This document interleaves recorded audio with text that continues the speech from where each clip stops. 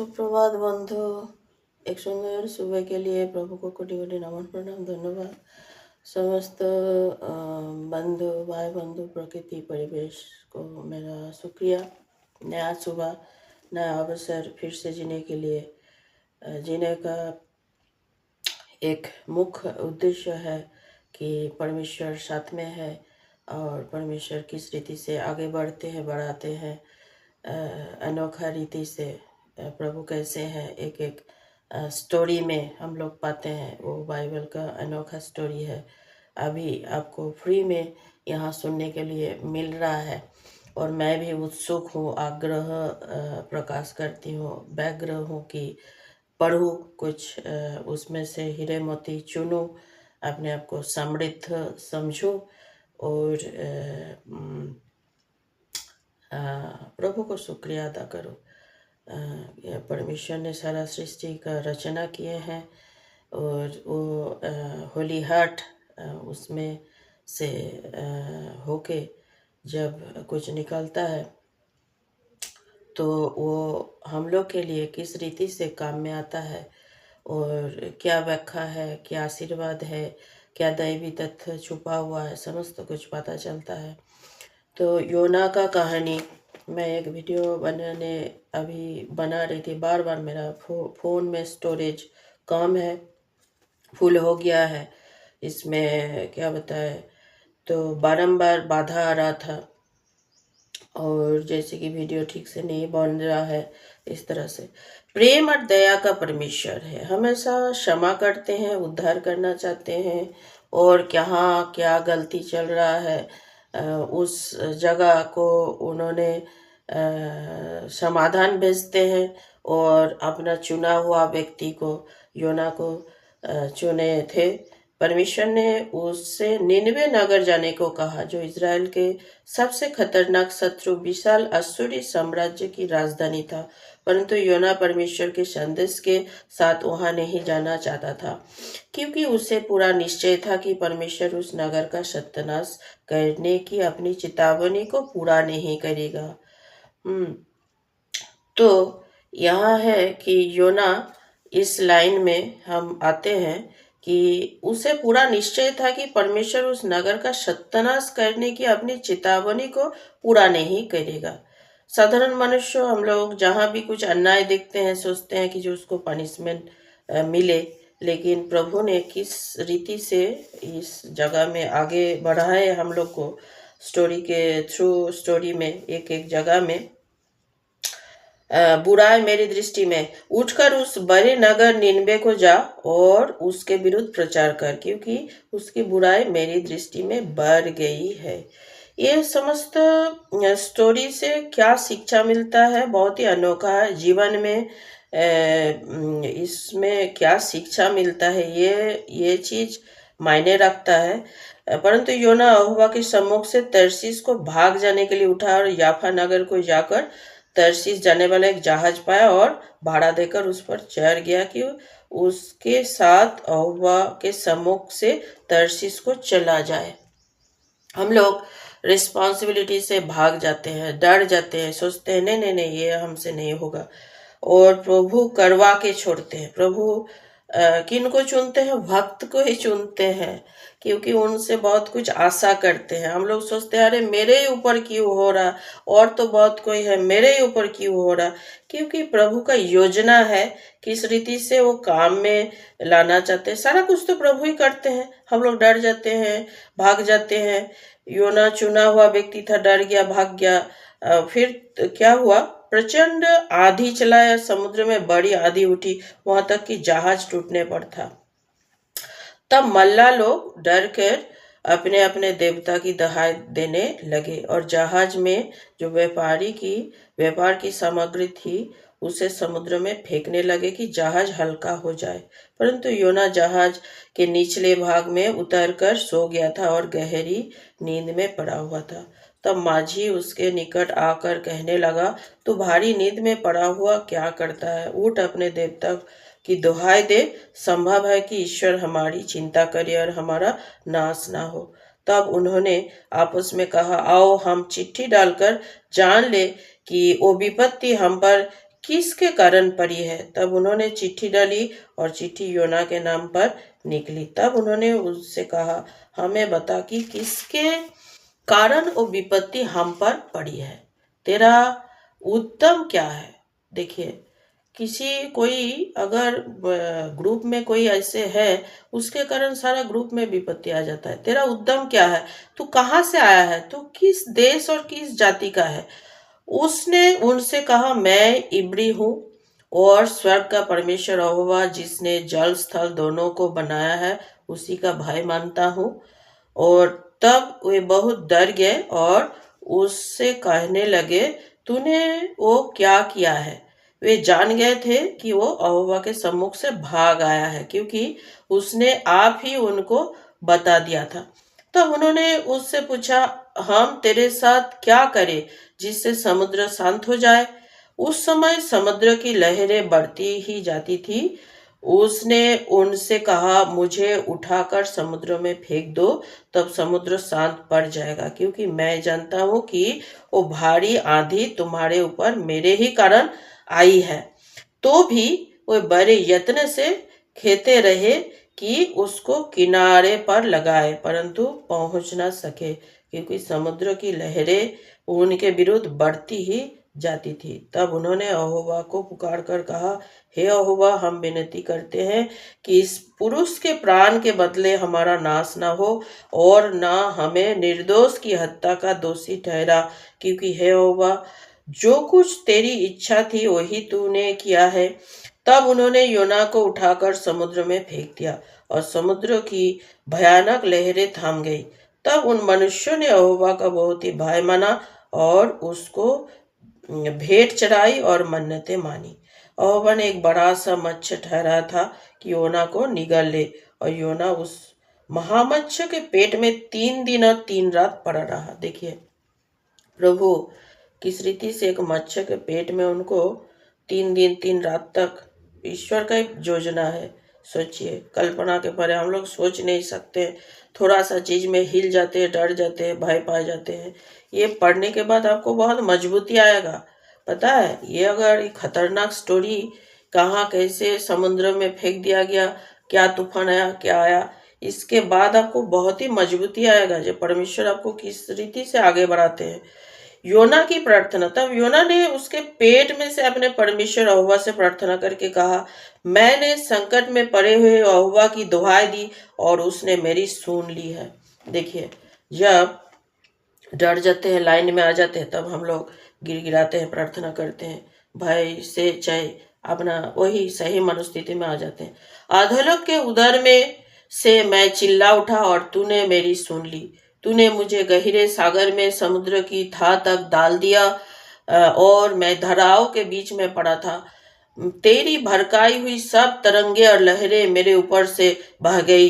तब मैंने कहा, मैं तेरे सामने से निकाल दिया गया हूँ, कैसे मैं तेरे पवित्र मंदिर की ओर फिर तकूंगा। मैं जल से वहां तक घिरा हुआ था कि मेरे प्राण निकले जाते थे। गहरा सागर मेरे चारों ओर था और मेरे सिर में सिवार लिपटा हुआ था। मैं पहाड़ों की जड़ तक पहुंच गया था। मैं सदा के लिए भूमि में बंद हो गया था। तो भी हे मेरे परमेश्वर यहोवा, तूने मेरे प्राणों को गहरे में से उठाया है। जब मैं मूर्छा खाने लगा, तब मैंने यहोवा को स्मरण किया और मेरी प्रार्थना तेरे पास बन तेरे पवित्र मंदिर में पहुंच गई। जो लोग धोखे की व्यर्थ वस्तुओं पर मन लगाते हैं, वो अपने करुणा निदान को छोड़ देते हैं, परंतु मैं ऊंचे शब्द से धन्यवाद करके तुझे बलिदान चढ़ाऊंगा। जो मन्नत मैंने मानी उसको पूरी करूंगा। उद्धार यहोवा ही से होता है। तब यहोवा ने मत्स्य को आज्ञा दी और उसने योना को स्थल पर उगल दिया। सोचिए, यहोवा ने मत्स्य को आज्ञा दिया और उसने योना को स्थल पर उगल दिया। हम लोग सामान्य मनुष्य सोचते, पता ही नहीं है कि इस रीति से समग्र सृष्टि ईश्वर के रक्षाकर्ता क्या बताए, परमेश्वर स्वयं इसमें काम करते हैं। हम लोग साधारण मनुष्य, हम लोग क्षुद्र मनुष्य, ये साधारण मनुष्य पृथ्वी में हम लोग अक्षम है। क्षमता इतना इतना तुच्छ है, इस रीति से सोच ही नहीं सकते। इसके बाद आपको पता है कितना प्रताप मिलेगा, आपको कितना क्या बताए शक्ति मिलेगा इस कहानी के थ्रू, हम दावे के साथ बताते हैं। आज्ञा का मानना, इसके बाद आज्ञा मानने के लिए तब अहुआ का वचन दूसरी बार योना के पास पहुंचा, उठकर उस बड़े नगर निनबे को जा और जो बात मैं तुझसे कहूंगा उसका उसमें प्रचार कर। तब वो ना अहुआ के वचन के अनुसार निनबे को गया। निनबे एक बहुत बड़ा नगर था, वो 3 दिन की यात्रा का था। योना ने नगर में प्रवेश करके 1 दिन की यात्रा पूरी किया और वो प्रचार करता गया। और अब से 40 दिन के बीतने पर निनवे उलट दिया जाएगा। तब निनवे के मनुष्यों ने परमेश्वर के वचन की प्रतीति की और उपवास का प्रचार किया गया और बड़े से लेकर छोटे तक सबों ने टाट ओढ़ा। तब वो समाचार निनवे के राजा के कान में पहुंचा और उसने सिंहासन पर से उठ अपने राज्य के वस्त्र उतारकर टाट ओढ़ लिया और राख पर बैठ गया। राजा ने प्रधानों से सम्मति लेकर निनवे में इस आज्ञा का ढिंढोरा पिटवाया, क्या मनुष्य, क्या गाय बैल का, क्या भेड़ बकरी या अन्य पशु, कोई कुछ भी ना खाए, वे ना खाए और ना पानी पिए। मनुष्य और पशु दोनों टाट ओढ़े और वे परमेश्वर की दुहाई चिल्ला चिल्ला कर दे और अपने कुमार्ग से फिरे और उस उपद्रव से जो वो करते हैं पश्चाताप करे। संभव है परमेश्वर दया करे और अपनी इच्छा बदल दे और उसका भड़का हुआ कोप शांत हो जाए और हम नष्ट होने से बच जाए। जब परमेश्वर ने उनके कामों को देखा कि वे कुमार्ग से फिर रहे हैं, तब परमेश्वर ने अपनी इच्छा बदल दी और उनकी जो हानि करने की ठानी थी उनको ना किया। अब क्यों करेंगे? देखिए, जिस कारण गुस्सा था वो गुस्सा शांत हो गया। कारण था कि फिर इन लोग सुधारने लगा। इस तरह से योना प्रचार किया और वो लोग फिर सुधर गया। जैसे जैसे प्रभु का एक जैसे कि डर वहाँ फैला दिए गए, ऐसा प्रभु बोलते हैं उपवास करो, कोई पानी नहीं, ऐसे। तो वो सुन के वो लोग डर गए। डर के फिर जैसे जैसे बोला गया वो ऐसे ऐसे मानने लगे। तो प्रभु दया के परमेश्वर है, शांत हो गए। उसका भड़का हुआ जो कोप था शांत हो गया। तो बोले कि कुमार्ग में और कोई है नहीं, कुमार्ग से फिर गया। तो भाई अपनी इच्छा बदल दिया और उनकी जो हानि करने की ठानी थी उनको ना किया। इसमें क्या हुआ? योना का क्रोध और परमेश्वर की दया। योना वो वही लाइन में पहले क्या था इसमें, क्योंकि उसे पूरा निश्चय था कि परमेश्वर उस नगर का सत्यानाश करने की अपनी चेतावनी को पूरा नहीं करेगा। लीजिए, उसी में हम लोग भी अड़ जाते हैं। यही लाइन को हमको भी अंडरलाइन करके टांग देना है। इसी लाइन में शायद हम भी है ना। तो ये बात योना को बहुत ही बुरी लगी और उसका क्रोध भड़का।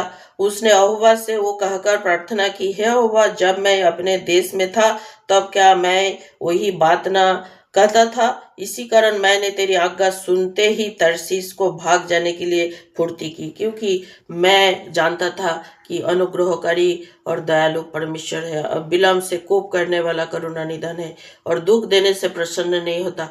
इसलिए अब हे अहुआ, मेरा प्राण ले, क्योंकि मेरे लिए जीवित रहने से मरना ही भला है।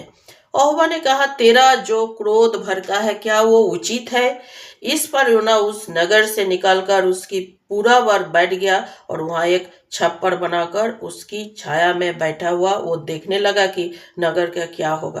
तब अहुआ परमेश्वर ने एक रेर का पेड़ उगाकर उस ऐसा बढ़ाया कि योना के सिर पर छाया हो, जिससे उसका दुख दूर हो। योना उस रेर के पेड़ के कारण बहुत ही आनंदित हुआ। सवेरे जब पौ फटने लगी तब परमेश्वर ने एक कीड़े को भेजा, जिसने रेर का पेड़ ऐसा काटा कि वो सूख गया। जब सूर्य उगा तब परमेश्वर ने पूर्वाई बहाकर लू चलाई और धूप योना के सिर पर ऐसी लगी कि वो मूर्छित होने लगा और उसने वो कहकर मृत्यु मांगी, मेरे लिए जीवित रहने से मरना ही अच्छा। परमेश्वर ने अहुआ से कहा, तेरा क्रोध जो रेर के पेड़ के कारण भड़का है क्या उचित है? उसने कहा, हाँ, मेरा जो क्रोध भड़का है वो अच्छा ही है, वरना क्रोध के मारे मरना भी अच्छा है।